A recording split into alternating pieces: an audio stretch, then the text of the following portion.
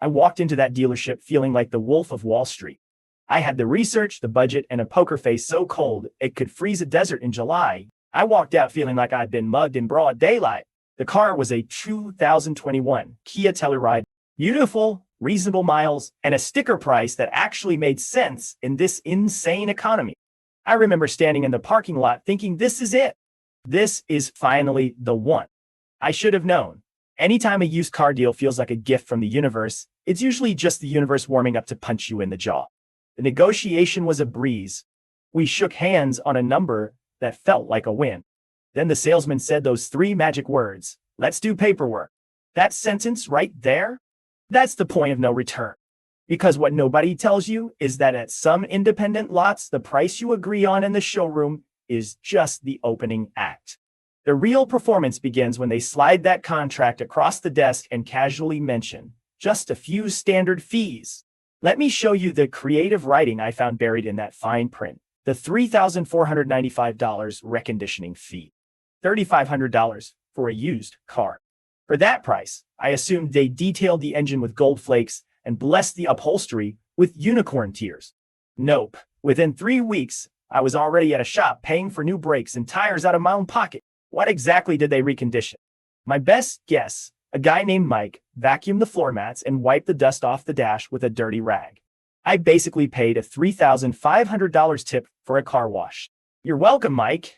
Then we have the $960 document processing fee.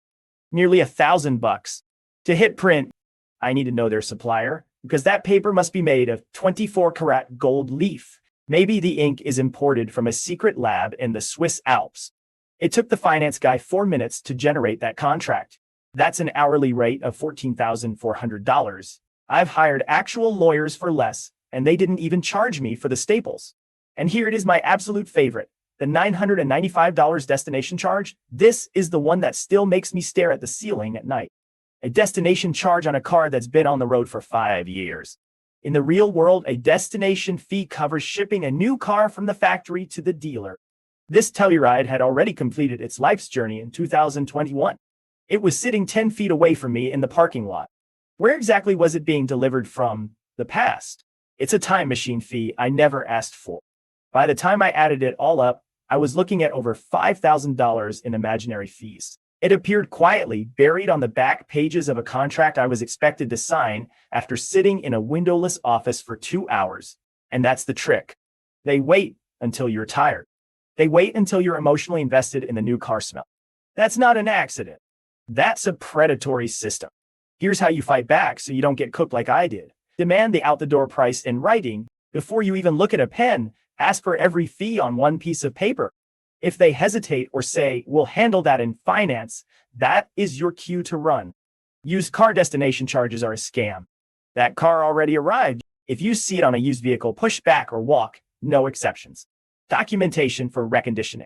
If they charge you $3,500, they better show you a line item receipt for parts and labor. Preparing for sale is not a $3,000 job. Know your state's doc fee norms. Google the average fee where you are. There's a massive difference between a reasonable processing fee and a $960 "we think you're stupid" tax. The deal isn't done when you shake hands. The deal is done when you read the last page. The sticker is just where the conversation starts. Don't let them have the last word.